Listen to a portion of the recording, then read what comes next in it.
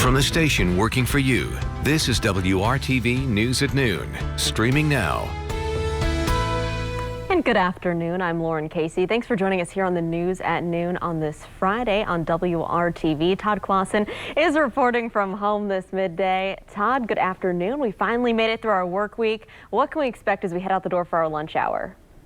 You know, it's not a bad forecast going forward, not only for the lunch hour, Lauren, but also into the weekend. There's some small shower chances both today, tomorrow, and Sunday, but nothing that I think is going to hamper any outdoor plans. Here's a live look outside right now with the temperature, and you can see as you look from downtown to the north, skies are partly cloudy. That temperature now up to 81 degrees officially at the airport here in Indianapolis. Feels like 84. Some areas still in the 70s, and if you're a little bit cooler, such as Bedford and Columbus, that's because you've seen more in the way of cloud cover, and especially in Bedford, you see some showers throughout the course of the morning hours. Lafayette up to 84 degrees, and there's a few of those showers still moving through places like Seymour over towards Columbus. Nashville almost done with the shower activity, still a little bit of light rain in north of Vernon, and this is all going to continue to spin off towards the east. So eastern communities, unfortunately, you're going to have to continue to have a shower threat in the forecast throughout the remainder of the afternoon hours, maybe a rumble of thunder, but otherwise we are looking at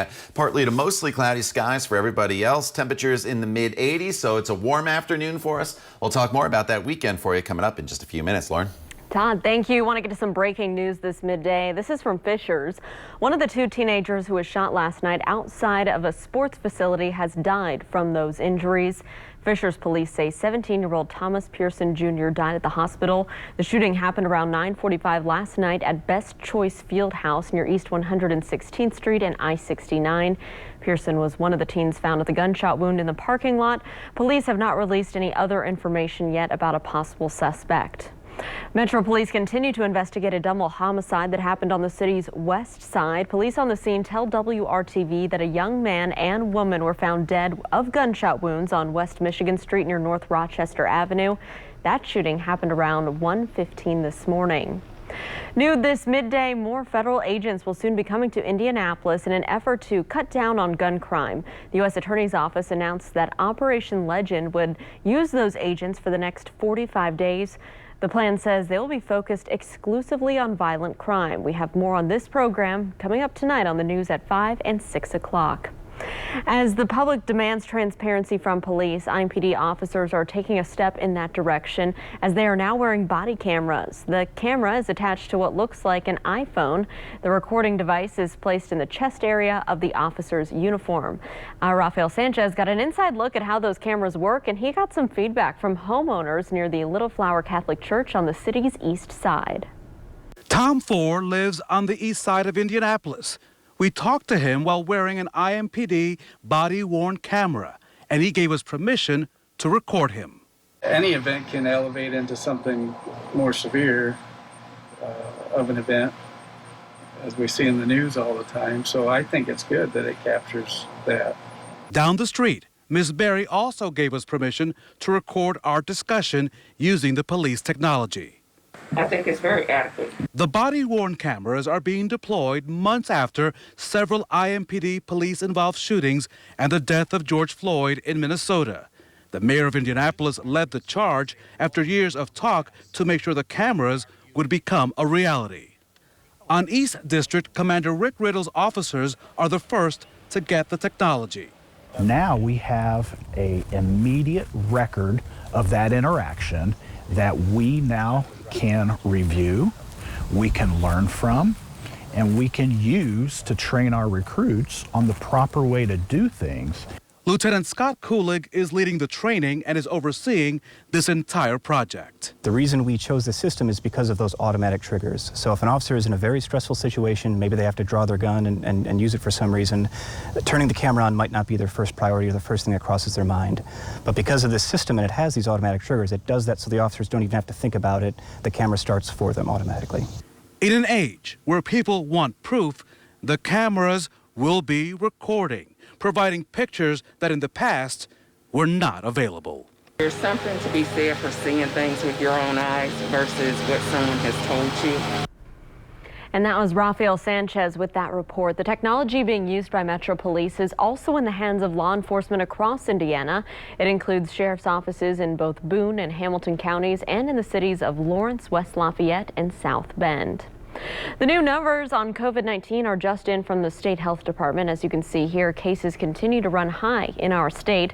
1,079 new cases were reported, along with 8 new deaths.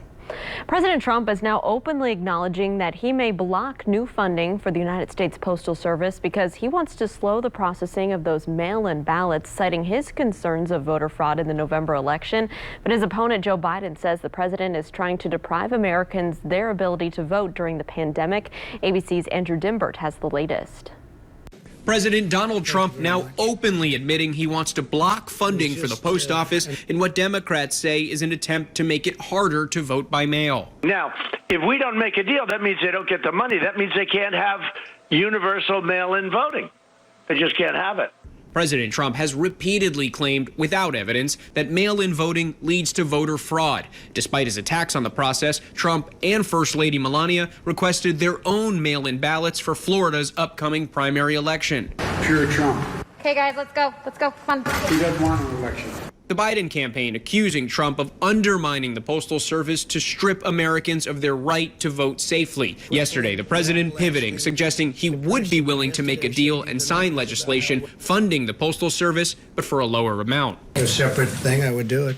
But one of the reasons the post office needs that much money is to have all of these millions of ballots coming in from nowhere. In Pennsylvania, the Postal Service has warned its mail ballots may not be delivered on time because of the state's election deadlines. This while New Jersey will be switching to a hybrid voting model and expanding vote-by-mail options. The governor telling CNN all residents will be mailed ballots for November's election. We mailed ballots to folks who were registered in either party. We mailed applications to those who weren't.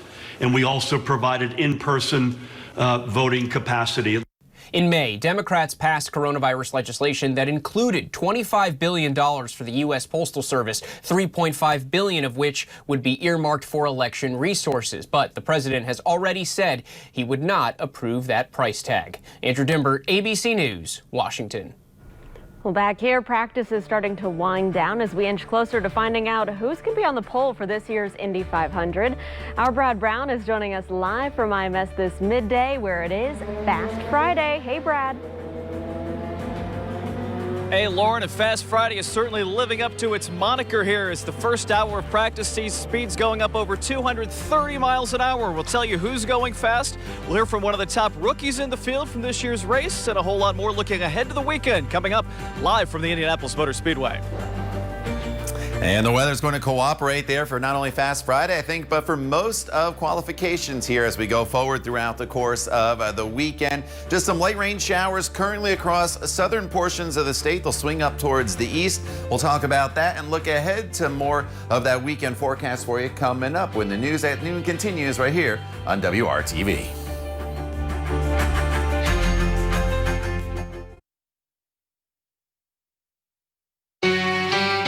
From the station working for you, this is WRTV Trackside, streaming now.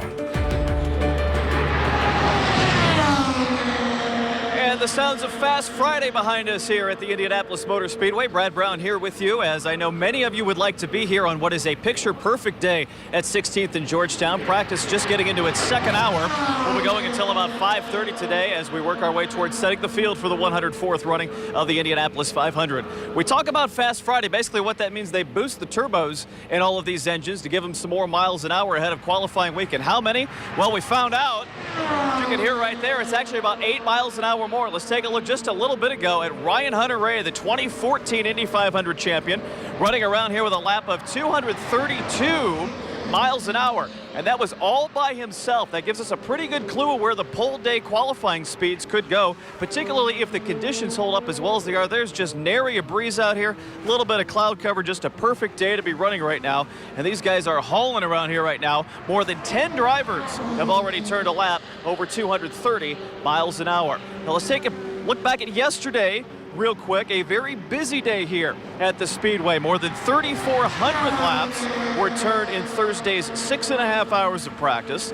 The top speed went to Scott Dixon, the 08 Indy 500 champion, 5-time IndyCar Series champion. Led the way. He has looked very solid through these first couple of days, but even Dixie knows his car's got some more speed in it heading for the weekend. Not as easy to find, the balances that we've needed to, so we kind of went through all 3 or 4 stages there. But yeah, we had a pretty decent day. We kind of got lost at the start. We think we found the issue with that, and then once we kind of came back later in midday-ish, the PNC bag number 9 was a lot easier to drive and seems pretty good in traffic so far. Of course, one of the other stories we'll be keeping an eye on today is the aftermath of Fernando Alonso's wreck yesterday. In the final 45 minutes of practice, the 2-time F1 world champion hit the wall in turn 4. His crew working frantically all night, still working this morning. They have not been out yet for this Friday practice session. We suspect they'll turn some laps late in the day and try and get that car set up for qualifying on Saturday. We talk about a busy day. Collectively, they've turned nearly 6,000 laps in the first 2 days of practice. Here's the busiest of the bunch. Marcus Ericsson, that's one of Scott Dixon's teammates, over 250 laps. You see Will Power, former race winner there as well. All of these guys over 200 laps have already run a race collectively these first 2 days of practice. We talk about some of the rookies in the field this year. We call them rookies only because they'll be starting the Indy 500 for the first time. But this group of kids, I guess you could say, certainly have some experience here at the Speedway. We take a look at this group of 5 that'll run here this year. All 5 of these guys have run at IMS before in the Indy Lights Series. It includes a couple of former Indy Lights Series champions, but all of these guys under the age of 26. In fact, you take a look at Rinus VeeKay driving for Ed Carpenter Racing. He's only 19 years old. Not overwhelmed at all, though, with his first turn here in the 500. Yeah, it's going really well. Everything feels very comfortable. Driving on my own is going pretty well. Traffic is also getting better and better, so we're making a lot of progress. And the team really helps me. I got 2 great teammates with a lot of experience here. Of course, Ed and Connor, they've done so many laps here, so it's great to have them help me, and we've got some amazing engineers working together, so it's going really well. And here's how it will all go down. Saturday, the entire field of 33 will make a 4-lap run. They'll lock in rows 4 through 11, and the Fast 9 will come back here Sunday afternoon at 1 o'clock. The shootout for the pole position will find out who lead the field to the green flag for the 104th running of the Indianapolis 500. Our coverage will continue coming up tonight here on the news at 5 and 6. We'll see just how high these Fast Friday speeds go. Tony Kanaan will join Dave first at 6 o'clock as well to recap this 3rd day of practice. We'll see you then. Time for another break. The news at noon continues on WRTV next.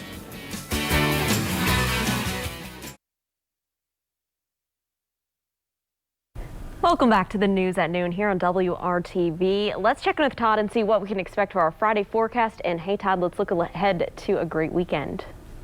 Yeah, there's some showers in the forecast today and tomorrow, Lauren, and I say that right off the bat because I also want to say do not cancel any plans. There's going to be showers. You may pull up that app on your phone and you see rain and you think there's going to be a lot of it. Not going to be the case. In fact, as you look from downtown to the north right now, skies to the north and to the west of Indianapolis feature mostly sunny skies. There will be some cloud cover, though, off towards the east. So it's really just dependent on where you live, not only today, but tomorrow, and the amount of sunshine that you'll see, and in turn, the warmer the temperatures with that sunshine, where the sun is out into the mid-80s already in Lafayette, as well as Greencastle at 83 degrees, where the clouds are in place. Columbus and some showers at 72, still some showers near Bedford at 75, Indianapolis at 81 degrees, as we are kind of splitting the difference there as we're just starting to clear out in the metro area.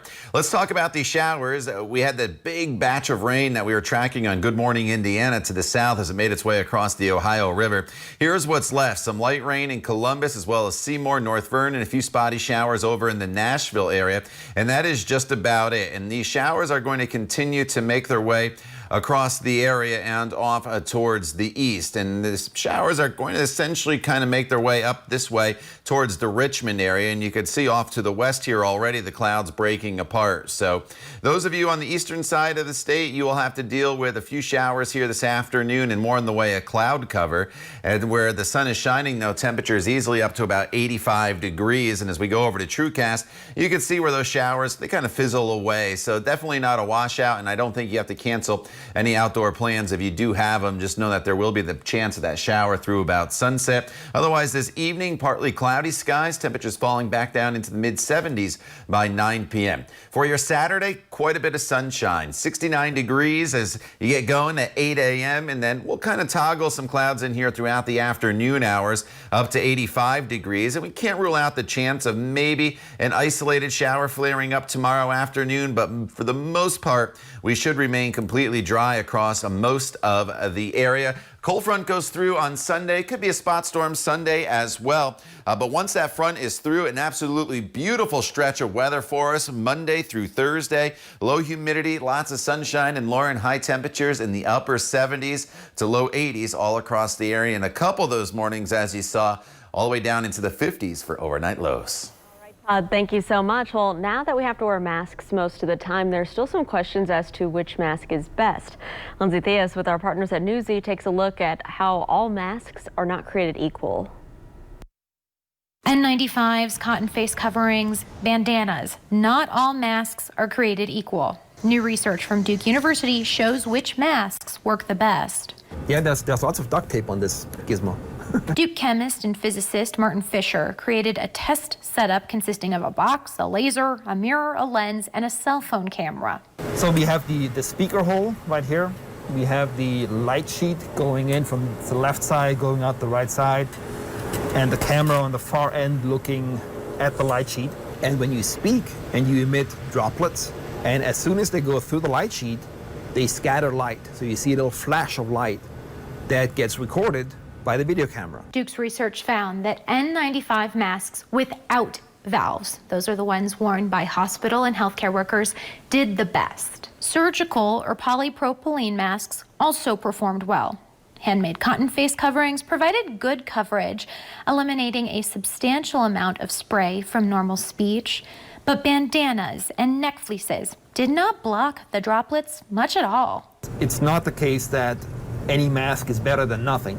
There are some masks that actually hurt rather than do good. We attribute this to the fleece, the textile, breaking up those big particles into many little particles. They tend to hang around longer in the air. Mask wearing continues to be a polarizing issue. Some public officials are now banning masks. We asked the Duke scientists if their research muddies the truth about the effectiveness of wearing masks. Their answer, mask wearing is a must. I think the general consensus worldwide is that masks work and everyone should wear a mask. Of course, we're trying to shed light on which ones are truly covering and providing barriers. It seemed obvious to me is that you're also protecting yourself when you're wearing it, but you're protecting other people from you if you don't know that you have the infection. Researchers say their work is meant to show other labs and us how to check how well masks work. They say a cardboard box and a $100 laser bought online could do the same task as what they constructed. For Newsy, I'm Lindsay Theus.